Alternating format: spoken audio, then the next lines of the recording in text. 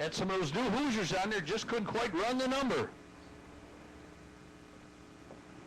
Allen, I want to take over. I lost the battery.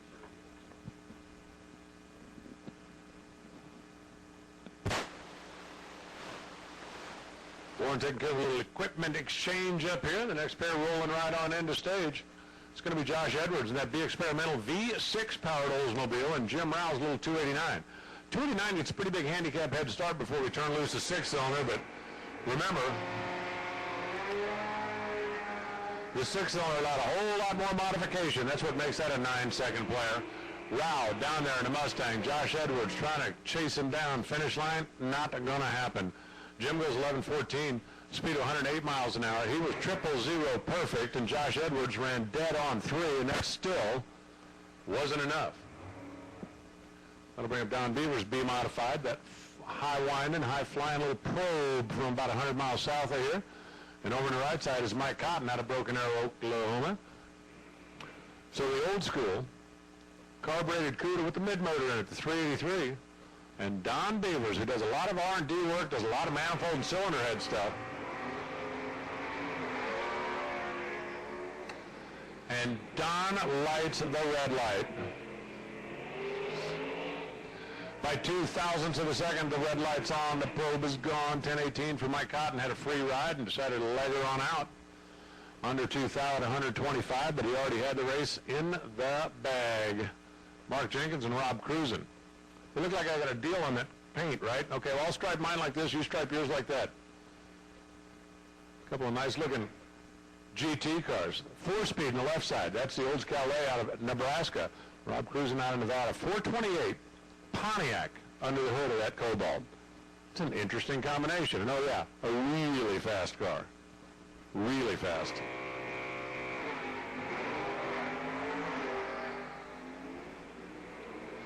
Jenkins turns his loose, rolls his way through the box. He's got her locked in high gear now. Trying to hold on, finish line stripe. Here comes Cruzen, and Cruzen goes right on by. 923, 135. That's a winner. 88 on 83 for Mark Jenkins. Reaction time didn't really play a role, but Cruzen was closer to the dial and got the nose out in front. Leo Glassbrenner and Grant Singer, the D-modified Camaro. Another one of those screaming little small blocks. And Leo Glassbrenner, 455 under the hood of that Firebird for the transmission magician out of California.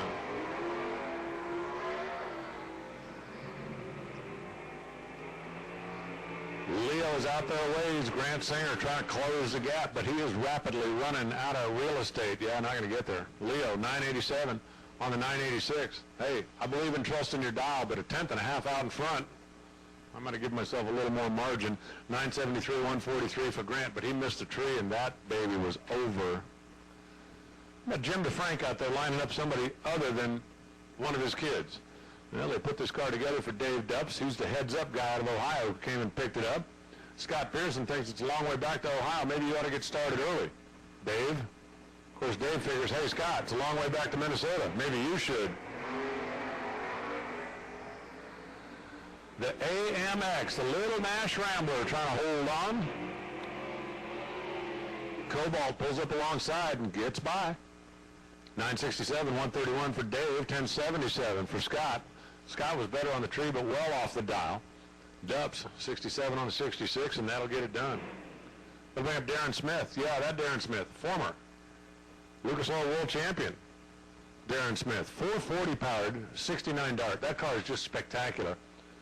Ron Rottle over on the other side, all the way in from South Dakota, with a 265 under the hood of the Grand Am. The industrial 265. The fleet motor. No, not the 1955 version.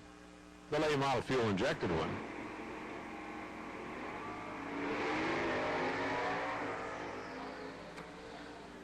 Ron's car is certainly not the fastest on the property, but it is consistent. Darren Smith trying to reel him in with the big old Dodge, and he's going to get it done. 972, 127 miles an hour, 1074 on the 70 for Ron. Reaction was a coin flip. Didn't play a role. Ron couldn't run a number. Darren good.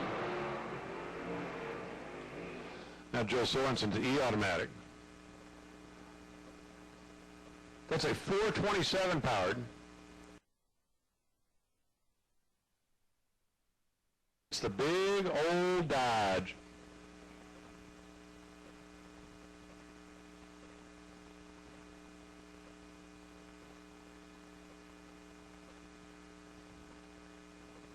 How about a 426 Hemi and a 4-speed? I'm telling you, I got to get me one of those. What a great car. Oh, the Hemi goes in double bulbs. Come on, Bob, you know better than that. Came all the way from Massachusetts. We'll give him a second chance. But just because he came all the way from Massachusetts. Sorensen's down from Oregon. He's a long ways from home as well. 427 Camaro, Hemi, 4-speed Belvedere. Oh, yeah.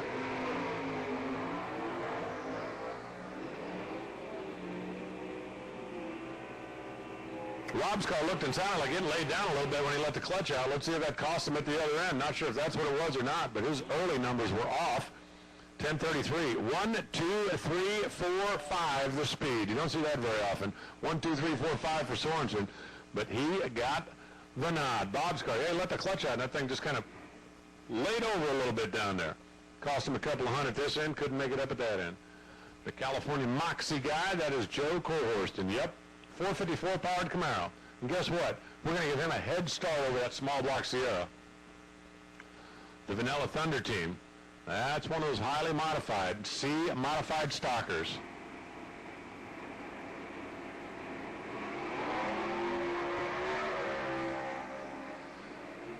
So we got massive cubic inches, taking on massive adjustments. Finish line stripe, it's going to be the small block, 953. That's 2 over the dial, 999. That's 3 over the dial for Joe. Add in all the little numbers and a couple of hundred at the finish line stripe. That'll bring up a couple of guys that are very good friends most of the time, but not right now. Because you have no friends when 3 bulbs are lit. Dan Fletcher, left side. Bernie Cunningham, right side. Bernie, the Aussie. Now making his way out of California. Fletcher out of New York in the single winningest car in NHRA history. That's 69 Camaro. And down at that end, this time it's going to go Fletcher's way, 1026, 121 the speed. Bernie Cunningham goes 1081, speed of 111, gave away 100.5 at this end, and Fletcher used him up with it. Down at that end. Fords, you said? You like Fords? Listen up in the pits. Attention in the pits. Super Gas. I need you to the lanes, please. Super Gas to the lanes. R.J. Torres. 428 Cobra Jet Mustang. Check. Super G Automatic.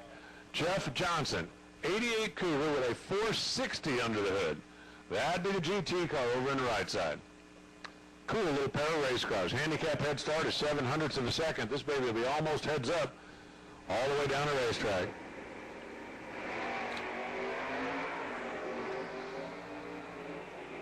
Only about that much separate the two. 428, 460. Cougar, Mustang. Johnson, Torres. How about Torres? 1024 on the 1021. 128 the speed. Jeff Johnson got there first by 2 hun, broke out by 3 hun. That's not a lot of room. He missed the tree at this end. He paid for it at that end. That'll bring up Casey Setters. For Team Setters and Sons up in Canada. They got like a whole flock of red cars over there, including a Z06. It's like, man, one of these is cooler than the next one, is cooler than the next one. Ken Etter's Dodge Shadow was a big part of our Jegs All-Star win that last year for Bob Mazzolini. Etter turns loose, a little 318 Dodge. Here comes Casey. Here comes Casey, and guess what? The Shadow knows. 10-23, 124 for Ken. 971 and 68 for Casey. Ken was better. Kept the nose of that thing out in front the entire trip, and Casey just flat couldn't catch him. That'll bring up Racing Dan Mason with 454. And Mark Fall. Mark, who makes his living at drag racing. He was sitting in his office today. I know most of us are off on Sunday. Okay, most of you are off on Sunday. I'm in my office, but you get the idea. Mark has to light up scoreboards in order to continue to pay the bills. A big difference between Rustler's Roost and McDonald's. Well, Mark was 1 round closer to the big steak dinner with a 1022, and he won it on the starting line. Mason was right on the money, 51 on a 51, but Mark was holding a nickel at this end. Hit him over the head with it at that end. Brings up Mike Graham. GT 7.5 later. And Caitlin Setters. Now, my understanding is after Caitlin beat the boss in the last round, that she basically either has to win the race or they're going to make her walk back to Red Deer.